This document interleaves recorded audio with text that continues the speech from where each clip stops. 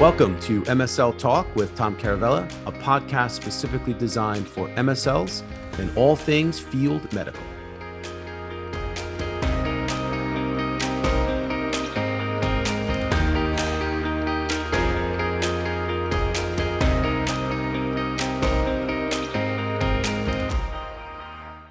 Hey guys, welcome to the podcast. My guest today is Giovanni Passatore. He is head of MSLs for Chiesi Rare Diseases. And we talk about how to find success as a rare diseases MSL. Great conversation. Giovanni's great. I think you guys are really going to like this. Don't forget to connect with me and follow on LinkedIn, where I put all my announcements. Check us out on Instagram. Our videos are on YouTube, and we do MSL Talk live on the first Tuesday of every month at 1:30 p.m. Eastern time, and that's on LinkedIn Live now. Look out for those announcements. I think the next one coming up is the Tuesday after 4th of July, so it's not actually going to be on the 1st of that month. So just be on the lookout for that and check it out. And thank you guys for all your support and for listening. Hey, Giovanni, welcome to the podcast. How you doing today, buddy? Hey, Tom, how are you? Thank you for having me today. Yeah, I'm awesome. I'm excited. For those of you guys listening, Gio and I know each other for a long time and ran into each other at a conference, came up with this idea, which I'm excited to talk about. And here we are. So before we get started, I'm going to let Giovanni introduce himself, talk a little bit about his background and that sort of thing. So go for it. Well, I'm Giovanni Passatore. I'm born and raised in Italy. I've been in the US for like 16 years right now. So currently I'm the head of MSL, US MSL at Chiesi Rare Diseases. And I've had more than 10 years of experience as a MSL manager, also MSL trainer from the entire medical affairs department. And that's my experience so far. And it's been a great ride. And the last 2.5 years, I've been at Chiesi Rare Diseases, and I have a team of 2 separate teams, and we focus specifically in the rare hematology and immunology and lysosomal storage disorders. Yeah. And you came up with this idea, which I think is an awesome idea, which is to talk about how an MSL can be successful in the rare diseases space, which is very different. And the reason I say that is we have some clients that are in the rare diseases space, and it's a totally different animal than maybe some of your more standard therapeutic areas. So let's start. If you can let me know, how does the industry categorize or designate a company as a rare diseases company? Does it based upon the number of patients that product serves? What exactly categorizes a company as rare diseases? Yeah, well, that's a great question. And the definition can be a little bit different based on the country. So let's say in the US, there is a Rare Disease Act in 2002 defined the rare disease as a number, like a prevalence of patients, which is lower than 200,000 patients who are suffering for that disease. However, sometimes also the definition can be based also on the lack of treatments. That's why, all the lack of resources. That's why they're also called orphan disease, because there is not really anything that can help these patients. And there are also some definitions, but in another country, maybe the threshold can be a little bit different. For instance, in Japan, I think it's around like 15,000, lower than 50,000 patients suffering with that disease. While the European Union defined a little bit differently, around lower than, they're looking also how the treatments they are life-threatening. The disease they are life-threatening, and not just the prevalence of the disease.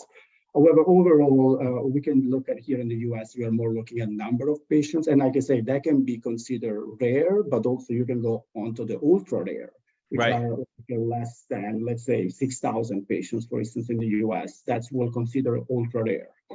Yep. Interesting. And that's kind of what I thought. I always had an idea that there was some threshold of number of patients that are affected, but it's interesting that you mentioned that there's rare diseases and then ultra rare diseases, which, obviously is a much smaller patient population. And by the way, it's kind of funny for those of you guys that are listening to this, Giovanni are both wearing a purple shirt. Didn't plan it. Just happened. It just happened by mistake. My friend looked blue, but I think it looked like purple a little bit. Anyway, so you got to check it out on YouTube. It's kind of funny. We didn't plan it. Anyway, so let's talk about, obviously, I'm sure that poses challenges. So you're an MSL leader. You said you have 2 MSL teams reporting into you. So what types of challenges are you faced with as a leader, and how do you strategize in this rare diseases space? So I guess that one of the challenges, the challenge that you find in every single organization, how to bring value, how to show value to senior leadership of their MSL, like, what they are doing. I think the bigger question, and I listened to your podcast, previous podcast, that topic has been discussed, how it is value that MSL are bringing to the organization.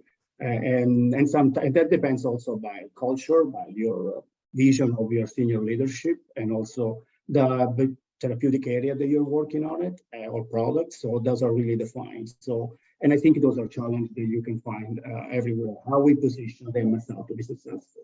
In my mind, that's, I think, is my primary job and challenge. How can make the MSL in the rare disease space, in which is already crowded, in which we are competing sometimes with our own colleague internally for face time. How we can make the MSL to be the center, the pivotal role within the organization. That's, I think, it's a challenge, but also it's an opportunity, I think, for all of us as a medical affairs professional to look at that kind of way. And I think there is also another way to look at in terms of rare diseases. It's we're looking at very limited numbers of physicians who treat these patients. And then you really have to, you don't have like a pool in which you can make the MSL feel sometimes like, they have a lot of opportunities to go out there and talk with people.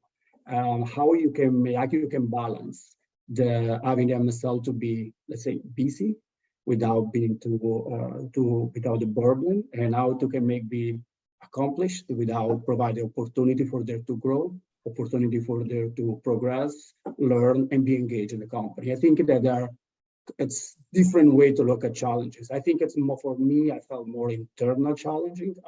Internal challenges are the one that I feel that I need to deal more on a daily basis, more than external. Got you.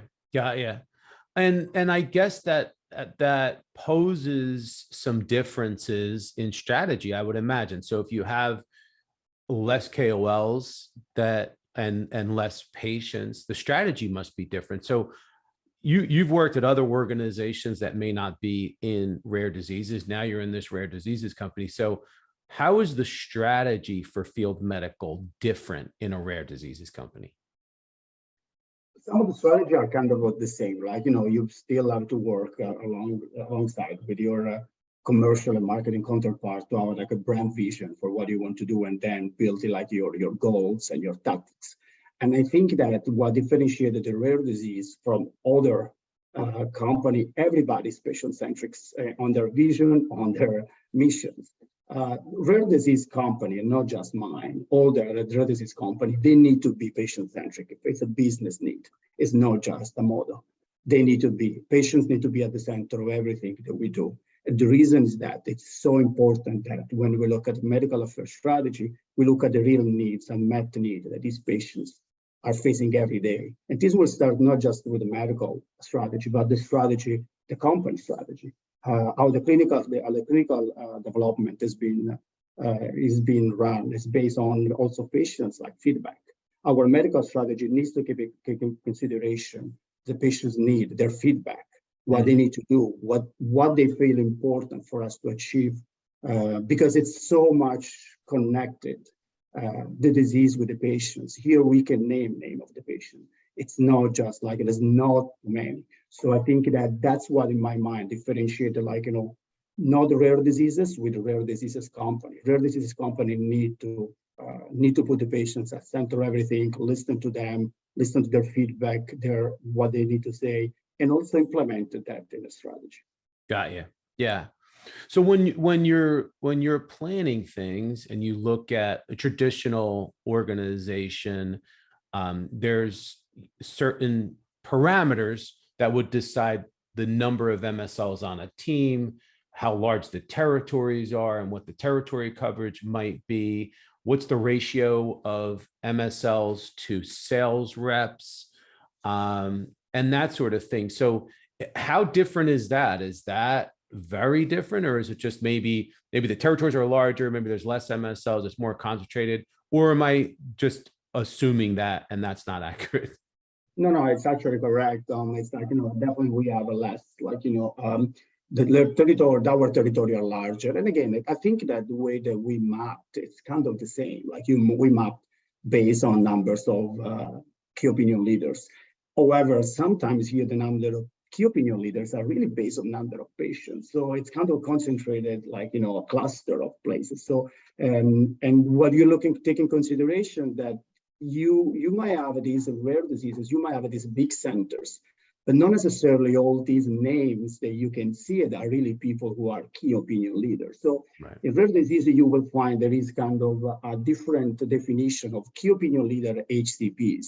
So sometimes in another rare area, you cannot find a key opinion leader who doesn't see patients because it's an academic, for instance. In rare diseases, most likely, not necessarily all the time, you will find that the treaters are most likely to be opinion leader. And that's because usually they have experience with that disease or any treatments that's there. So they can actually provide insights, they can provide their real life evidence, experience that maybe any other someone else do not. So I think that's kind of differentiated. And of course, in terms of territory, like, mapping, I personally don't look too much on the numbers of like, sales force or reps in our territory. What we're trying to do, we're trying to build territory that are manageable, at the same time challenging. So my philosophy, I've been an MSL for 10 years. So MSLs are highly motivated, highly educated. They want to always ambitious. So I think that there should be a good balance to be busy without being too busy sometimes, so, and I guess that I usually go more look at trying to map, but also look at say how much can be reasonable. Taking consideration that in an organization like ours, but a lot of rare diseases, we also have a lot of internal projects, a lot of internal educations. And that's also will take time, and that time is also valuable time. So that cannot be considered just external. I'm not taking consideration just the external point of view, the external part of their job for the MSL, but also the internal part of their job as an MSL. So are the metrics very different for rare diseases MSLs? I personally am not kind of a strong metric person, like per se. So I guess that, like when I was an MSL, so now I try to keep as light as possible. I mean, we look at the numbers of interaction, but that's mostly like, because in my opinion, and this is personal opinion, I know that there is a lot of conversation about metrics. I think we still need to provide some not guidelines. We should tell MSL what is okay, because also there is kind of sometimes stress for people in the field to be sure that they are kind of doing their job, and sometimes you want to reassure people that they are okay. So I think that there is some minimal amount of interactions that you will think that's reasonable, and what that will be, I think that's very subjective in some way, so we can discuss about that.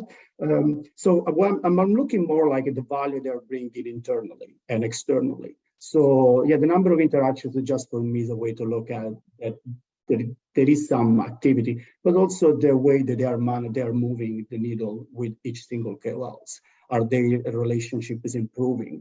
We have access to that person, to that KOL? Are the quality, what is the sentiment that KOL is having toward our company as a whole, or our product, or our clinical trials development?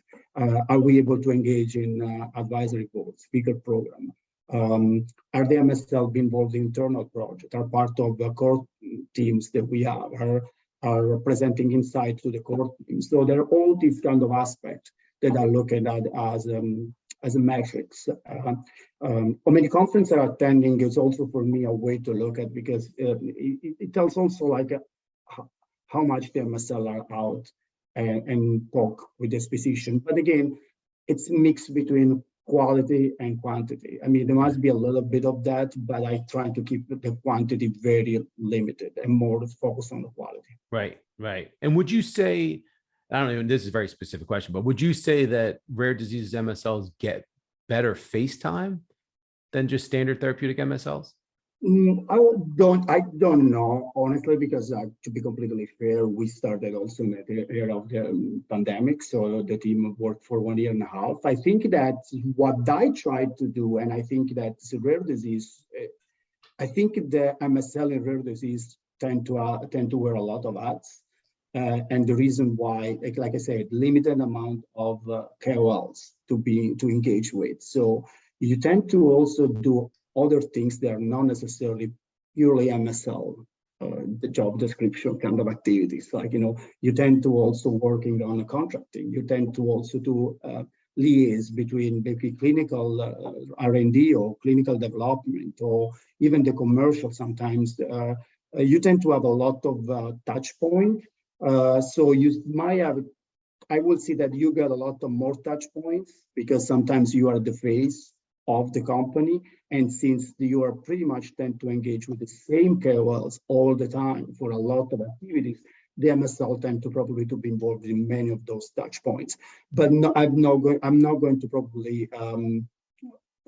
to make the assumption that every single touch point is a face time in which there is a scientific exchange in some way. Got you. And what challenges would rare diseases MSLs face, would you say? And just what I said, I think overexposure, like, we are the overexposure to the KOL, the fact that they are competing with internally, we're competing internally with our colleagues. It's nobody's fault. It's the nature of our business. We compete also with other with competitors. So I think that it's and also, in general, that the pandemic has created that like kind of crazy situation which everybody has to adapt. And I think the field really adapted very well. And now we are back in the situation which we want to reset which one is a good practice. I think that in rare diseases, in my point of view, it's more like, the overreaching with the same physician and trying to saturate their like, engagement. And that's one thing that sometimes can be a little bit, it's something that is a challenge in my mind. So the other thing in rare diseases, it's very broad term, right? So when you talk about rare diseases, we talk about, I just saw today, just got actually an email today that we usually say 5,000 to 7,000 rare diseases. It actually has been updated to 10,000.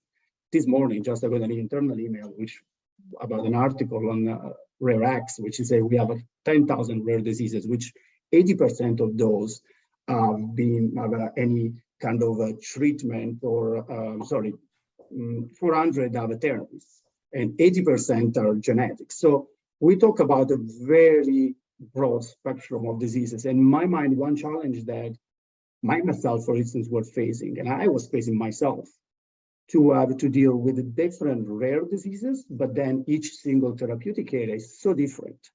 It's so specific, with different set of complications, different set of specialties that you need to deal with, different science.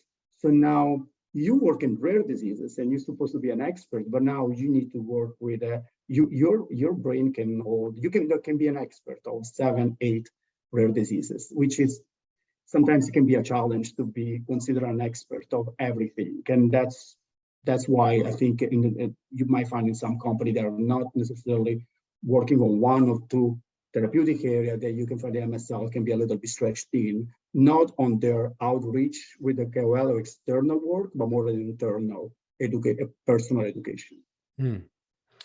So what would you say, what, if any, responsibilities differ for a rare diseases MSL versus maybe a traditional MSL? Or so are there different things that a rare diseases MSL is required to do that that maybe a therapeutic MSL is not required to do? Well, it depends also, depends on what is the stage of the drug, right? So of the product, sorry. It's, I guess that in rare diseases, like I say, you can wear as many hats because you can have to work with a lot of patient advocacy group. It's pretty important. Like I say, patients are at the center of everything, and the rare diseases need to be kept in consideration. So you might work a lot on the patient advocacy side, also collaborating with the patient advocacy team and internally. They also, in our case, we work with research and development kind of as MSL's last year or CRA, CRO kind of role. They triage pretty much all the clinical trials, and sometimes they work on the advisory board in our case. So I think that it also depends on organization, how big and how how flat it is. So, and that would make also difference. But I will see that there is many ads in the way that there is much more interconnection with patients, and also other department can lean on the MSL to be the face of a company when it comes to external communication. Yeah. Well, and you mentioned the word patient a number of times. And I know that in one of the clients that I was dealing with on the ultra rare diseases side, there was an element of, not really patient advocacy, but patient identification, where there was a lot of people, there's a lot of patients out there that are walking around undiagnosed. So they have this condition. They don't even know it's a condition that has any type of treatment for it. So there's an element of patient identification that went along with launching that drug to make sure that the message got out. How relevant is that? Thank you, Tom. Actually, it was one of the points that I didn't mention during the medical strategy. So yeah, exactly. The patient identification is big. The diagnosis, screening out, it's very important. That's something that's completely different when you work. Either you're working rare disease or you're working on a newly kind of disease. Like in my previous life, I worked in a non-rare disease per se. I don't think it was considered a rare disease, but it was a newly disease state. It was kind of be almost identified, and that was also the patient's anchor identification. In rare diseases, you pretty much go through the patient advocacy first, almost to identify the KOL. So it's almost the other way around. You find the patient. When they say you need to find patient first in order to find who are treating this patient. And even when you find this treater, you need to understand, is that really the treater or it's part of the bigger group of people? So in other words, the patients have dictated where they're being seen, who are the experts in the field, and what is the unmet need. So for us, patient identification, we're working right now in a couple of projects that actually is starting like a new disease state in the US, and that's really a bigger component to really understand where are these patients, how they are screened, what diagnostic tests are out, and if we can do anything to improve, and bringing awareness. I think the other biggest difference between rare and not rare, it's disease awareness. You do have disease awareness also in other diseases, but sometimes they're well established. While when you do disease awareness of rare diseases, you might find physicians who are absolutely knowledgeable about it. It's just that it's not on top of their mind, right? Just because they are never seen maybe that patient, or the last time they heard about that particular disease was in the medical school 20 years ago, like for a couple of hours. And they know the basis, they know the why should be, but probably it's not something that they are looking on every day. So this is awareness, patient identification, diagnostic. Those are really components that are very strong, highlighted in the rare disease area. Yeah, and so there's a title that's emerged called the Patient Diagnosis Liaison, which I believe is exactly what you just kind of described, I think. And the only reason I say that is we haven't really dove that far into it, but I think it's an important role. I think that if there's people out there, and I know that there are MSLs and aspiring MSLs that are out there that may be interested in, what's my next career move, keep that in mind. You might want to keep that title, Patient Diagnosis Liaison, in mind, and start to do job searches as you're out there looking for, keyword searches to see if there's job descriptions or if there's jobs posted for those types of people, because that might actually be a good job for you if you specialize in a certain rare disease, right? You might be a good fit for that. So do you see that as that being another thing that's going to come up as this patient diagnosis liaison? It could be something. I think that's one of topic in which it goes a little bit of conversation on like, who is the best, what is the best characteristic of MSL? And sometimes we were focusing a lot on the D degree, right? And in this case, I think honestly for rare diseases, I don't think that's completely true. I think that there are some other component that can make it very successful, MSL and I use the word MSL, but in this case, I think the MSL encompasses also what the position that you just said, the patient diagnostic liaison, or it's something that goes just not on talking about disease and providing information, fair and balanced way to the physician, but it's really looking at the disease state holistically and putting the patients at the center and how the patients can be identified, can be given the care they deserve, and how the center can improve their standard of care.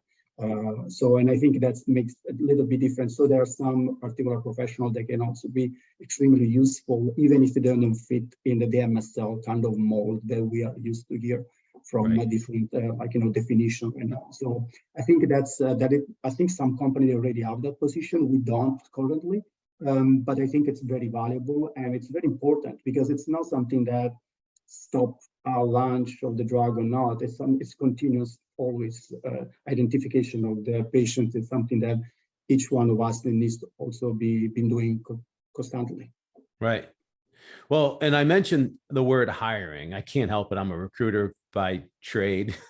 So it always comes back to that. So when you hire MSLs as a rare diseases MSL leader, what do you look for? What do you look for when you hire MSLs?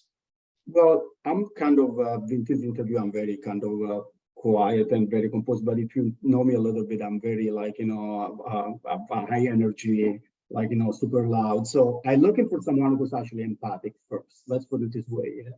We talk about, again, I've been said, I don't know, many times I use the word patience, but it needs to be an empathy, understanding that this is not, it's different. My face story of these patients when you speak with in some conference, and their conference, sometimes they are together, patients and doctors. So empathy is the first thing that I'm looking at. I'm actually, my personal thing, I would rather have someone who is a team player, has empathy, understanding, that we are there for the patients, who have a super smart guy who can talk about science, but doesn't lack that empathic component.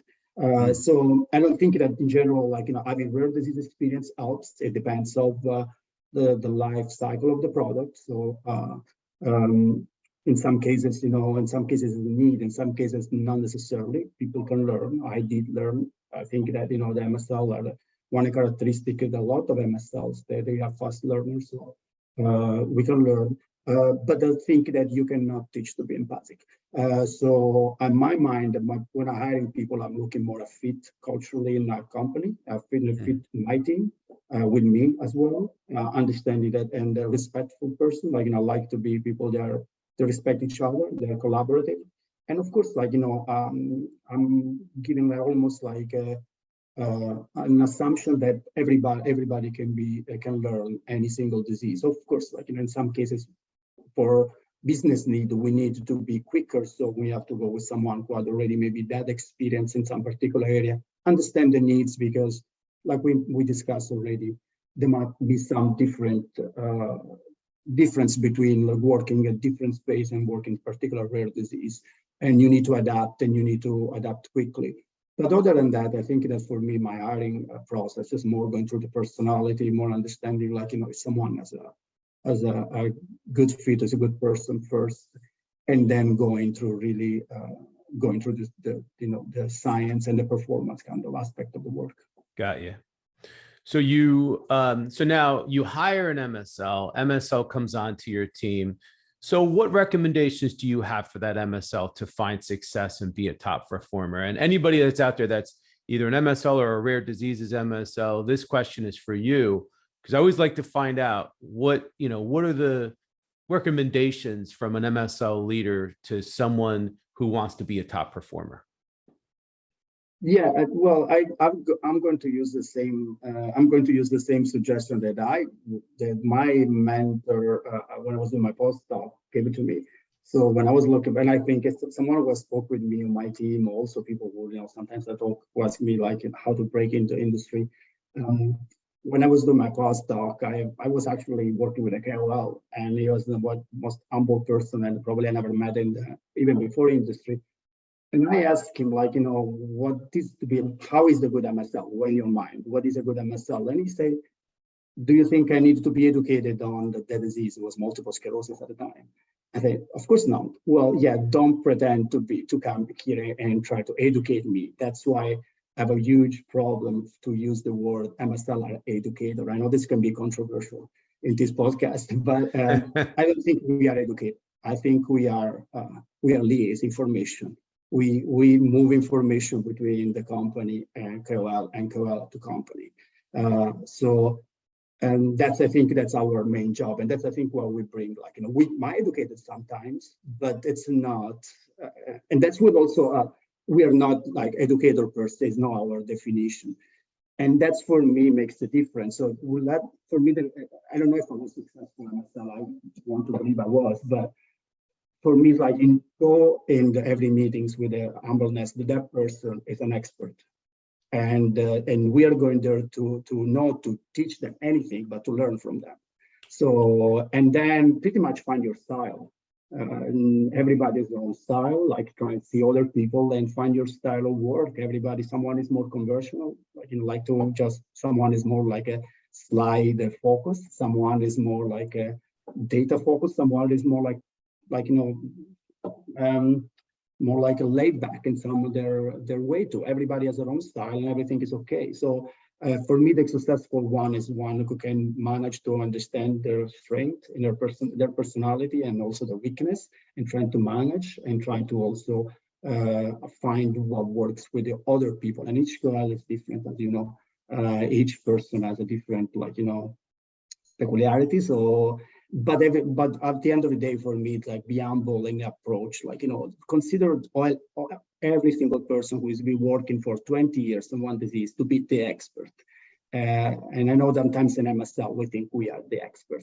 And again, it's controversial, I know, but I think I felt that, we need to have a fair evaluation of our job. No, I think that's great. I think it's so important to focus on the relationship first, cater to the needs of your KOL, and then you can educate and provide information and, liaise, all the things that you just mentioned. But I think that if you really try to understand and identify what the true needs are of the KOL and how you can be a problem solver, or you can be an advocate for them, or you can, be an information source for them, that's different than just going in and saying, hey, let me tell you what I know about this because you need to know it, and let me educate you, because I think that that's the wrong approach. That's what I'm hearing, and I think that in some ways it might seem controversial just because it's the MSL's job to educate, but I think we're talking about the approach and what the outcome should be and what that relationship should be. It's a controversial because I hear a lot of especially I've been for more than 10 years now, and I know that there are we met also even before, actually I was on MSL with you, Tom, but I hear a lot of especially now there's a lot of resources for the MSL, and I hear a lot I like to educate people, MSL is an educator, and I always feel a little bit odd, and because I remember what my mentor told me, it just it's stuck in my mind, and I'm thinking, and also because I feel that there is a component that we need to be also respectful for the people education, people background, there is, and even if they don't know that this particular disease, for rare diseases, actually, I can see that there is more an education component actually, because like I said, you might have, maybe you heard about that disease, but you haven't really seen it for 20 years. So, and there is a component that you need to educate it, but I think as the approach, they might be different. So I think that for me, the very successful MSL and the one who understands the needs of the company also. It's it's another controversial point is the MSL is also someone who needs to understand the business. I think we do. We had just conversation last week when we were in the office. We need to understand the business, because that's why we can also ask questions that are more related. So in this case, I don't think that be a rare MSL really it's so different to be a regular MSL. I think at the end of the day, they come out with the same to be successful, need to have the same characteristic. to be also resilient. And that is also one of probably the biggest, strength of MSL, be resilient. Again, you get 1 yes and 25 no. I think that's normal. So you need to keep going. And sometimes you don't have a good result and you need to keep going. So I think the resilience, but also understanding that, what is the value for each single person that you're bringing. And sometimes can be truly science discussion, and sometimes can be just a point of contact with some other physician. And they will be as valuable as just talk about 30 minutes about data. Yeah. No, I love that. Let's leave it at that. Keep going. That's probably one of the greatest things that I heard you say all day is when in doubt, keep going. But this was awesome. You were a wealth of information. I think people are going to get a lot out of this. And I want to thank you for coming on, my friend. This did not disappoint. And for everybody that listened, thank you. And thank you for sharing this. I do appreciate every time you guys recommend this podcast to your friends and to other people in industry, or anyone. It just makes such an impact on people. And my favorite thing is when I get a message from somebody and they say, hey, I just landed a new job and your podcast really helped me. So again, share it and comment. Let me know how you guys are liking the podcast, if you have any recommendations. And and Giovanni, you have to come back, man. That was awesome. I really appreciate you. And best of luck for the rest of the year. Thank you, Tom. Thank you for everything. Thank you for having me. That was a lot of fun, and thank you for doing this podcast. I am listening a lot when I'm on the gym in the morning, and it's good for all of us in the medical affairs. Thank you. Good stuff, man. All right, take care, guys.